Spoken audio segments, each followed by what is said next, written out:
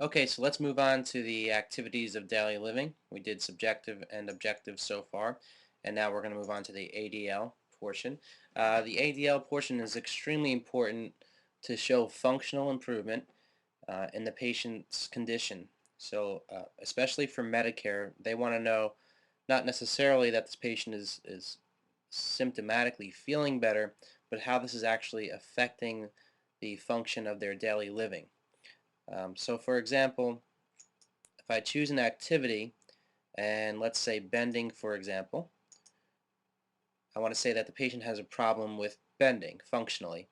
And right now, they are functionally at, let's say, 50% of their capacity. And what my goal is to get them from 50 to, let's say, 80%. So that's what I am doing there, taking a function and say bending and taking it from 50 to 80%, and that is my goal. So if I look at the narrative right now, based on most recent evaluation and/or outcome assessment tools, the patient's capacity for bending is 50% of normal. And then under my plan, it's going to add my goal is to get them to 80% by the next reevaluation. It's really important to understand that the insurance companies want to know that you're reevaluating on a consistent basis and using some kind of outcome assessment tools.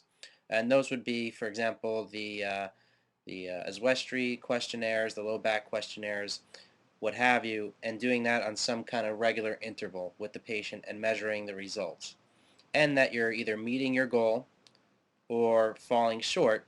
If the patient is staying the same or going backwards, obviously Medicare is not going to think that it's their responsibility to pay for this care anymore.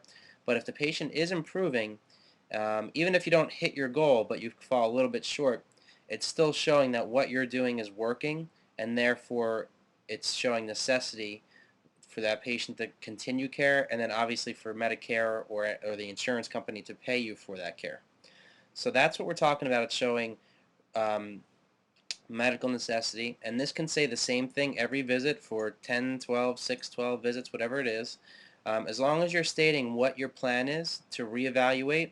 And when you do reevaluate, if you fall short of your goal, it's okay, depending on how short you fall. If you don't go improve at all, or you go backward, obviously your plan should adjust accordingly.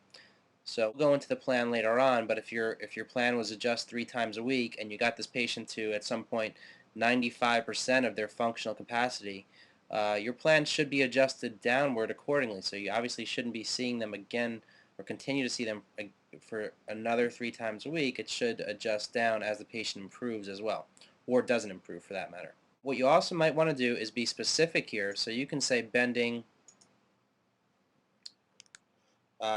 while gardening. Okay. All right, and you can see that will actually be a little bit more specific.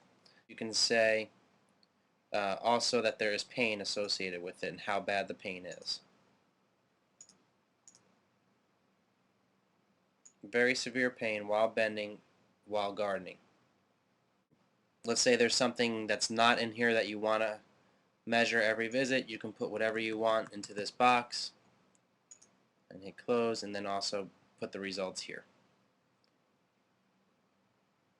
Okay, so it's pretty straightforward, but I would say activities daily living, the way insurance audits and documentation is going nowadays, one of the most important, if not the most important part of your entire documentation system.